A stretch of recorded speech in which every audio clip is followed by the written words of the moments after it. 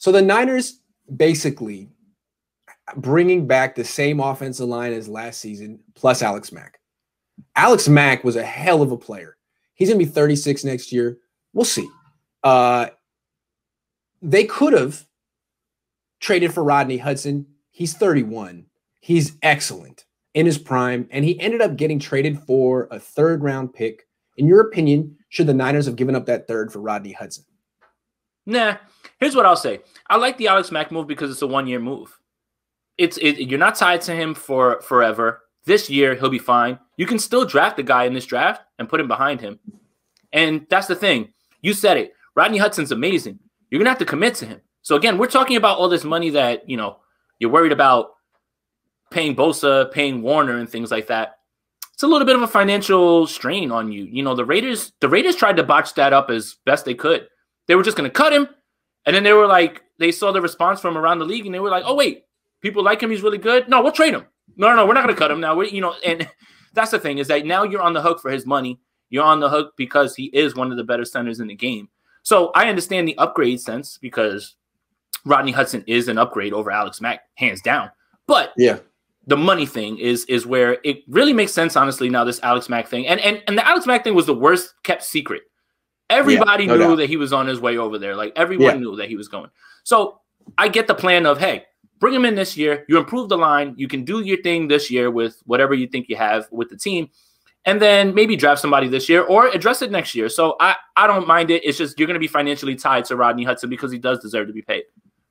I wouldn't mind being financially tied to Rodney Hudson. He's the best.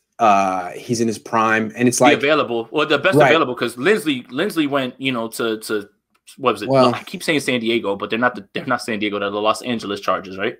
Yeah. Hudson's damn good one way or another. Yeah, he is. And he's a big upgrade over Mack. And no, it wouldn't be just Hudson or Mack. It would be Hudson or Mack plus DJ Jones and maybe someone else.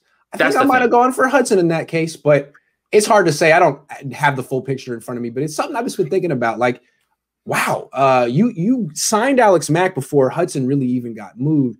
Maybe you could have been a little bit more. How big was the market for Mack? Could you have been a little bit more patient? But I don't know. We'll see how it works out. Here's the thing, Grant. Shanahan guy, you got your plan. You're already bringing him in. That's it. We don't need to look at anything else. Shanahan guy, they know each other. Shanahan may not know Rodney Hudson so well. Well, not even that. It's just when Shanahan gets it in his head about what he wants to do, doesn't matter what pops off later on. It's just like I've already built this going this way, and we're bringing in Mack, and that's it. Hudson could have came across 10 minutes before they signed Mack, and they wouldn't have said, "Oh, we're not doing this now. Let's go see about Hudson." They just go with the plan and just let everybody else do it. It's unfortunate that he landed in Arizona, but fortunately, Cliff Kingsbury knows nothing about pass pro, so I'm not worried. It's just when they got Mack, I was like, oh, nice. And then when Hudson got signed, I was like, wait a second. Wait. Anyway, Matt H says, biggest holes currently are safety and nickel corner. Yeah. With that and current cap situation, doesn't Surtain or Farley make sense? Best strong safety available. Yeah, but they're corners. Right. So there's safeties out there. Keanu Neal's out there. Yep. I believe Malik Hooker's still out there. There's guys that you can fill in. Right. Yeah. Yeah. I don't know if they have the money to do it. Maybe they're looking, maybe they like Tavarius Moore. Maybe they'll draft another guy in round 3, something like that. AJ Dillon says Eric Crocker has started some wide receiver scouting. Ronald Moore could be a nice second pick who primarily plays in the slot. You know anything about him? Can I rant a little bit? Yeah, go. So I have on Twitter, anybody that follows me, I feel like this 49ers team needed to upgrade the wide receiver 3 position. Good on you, Kendrick Bourne, on getting paid. An undrafted free agent gets a bag. Great. You want to talk about Kendrick Bourne right now? No. Okay. But I wanted to talk about guys that I wanted to upgrade, in free agency. Okay. I think I knew full well Curtis Samuel wasn't going to be available. Too much money. And him going to Washington is incredible. And we should have seen that coming. Scott Turner, Ron Rivera, same offense, still using that way. Here's the one that really pisses me off, I think, a little bit, that they could have had at the slot for 1 year because he signed a 1-year deal for $2.5 million guaranteed dollars. Smokey Brown. Yeah. Smokey Brown could have been in your slot. Hell of a player, yep. So it could have been in your slot doing things that, let's just face it. Look, I love Kendrick Bourne. I'm not here to slander him. Kendrick Bourne is not the receiver that John Brown is. That's not even close. And John Brown's a hell of a player. Yes. Hell of a player. Yeah. When you see 1 year, $2.5 million, good gosh, man. Yeah. Like, what? Whoa. I get Why the did you injury say concerns. no? Yeah. And where did he end up going? The Raiders? Las Vegas. The Raiders, yeah. So they doubled down. So they doubled down with. So there's, I don't know what they're doing with team building. It's a redundant move in my eyes with him and Ruggs. And Exactly. It just doesn't make sense. Like, you're doubling down on the same sort of thing. John Brown would have offered you all those same things that Kendrick Bourne offered you: intermediate route running with being able to blow the defense up on the top. He's 31, yes, but for 1 year, $2.5 million, I was pretty upset that didn't happen. So the one move that the Niners should have made that they didn't make, according to Jason Apani, John Brown. I'm with Smokey Brown. I mean, he played with Bruce Arians and the Cardinals. He was a starter, hell of a player. He was with the Bills the last couple of years. He was with Joe Flacco. Hell of a player. Yeah, he's just always open. Eddie says, if we sign Flacco, you think that we draft a quarterback or, like usual, draft a defensive end?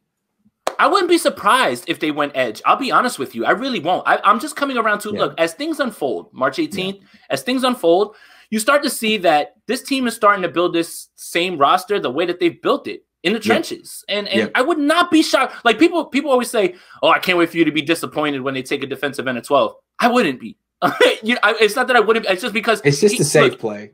Right. And even if I don't like it, you still have to think about their thought process. They're not listening to me. They don't care about what I have to say. Like, that's my thing. So, like, when people are like, haha, they're going to take a defensive end. Cool. I have no control over that. That's true. Only I have control over something like that. Because that's right. That's why you're quality control. Project Max says they're trying to get a cheap bridge quarterback, so if their guy drops to them, they can release Jimmy. But if their guy doesn't drop to them, they stay with Jimmy. That sounds plausible. So the Trubisky deal just came across with numbers. What is it? 1 year, $2.5 million guaranteed. Wow. That's the best he could do. I'm glad that I was able to drop that on you right now. So you That's can the best he could do. Wow. Hey, well, if that's the only offer you get, then you go to the best team. I mean, for sure. And he gets a chance to compete for a ring.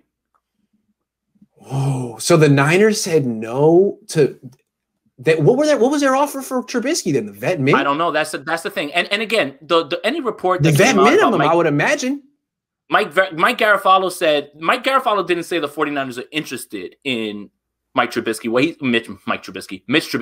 What he said was that Mitch Trubisky would be interested in them, and he could see the fit there, and that makes sense. So I don't know what they offered, if they offered anything. True, but I know that people are. I'm not even looking at the comments because I'm just like I'm afraid to look. But I'm sure that they're in there saying he's awful. But for 1 year, $2.5 million, that's nothing. That is nothing for a backup quarterback. Nothing.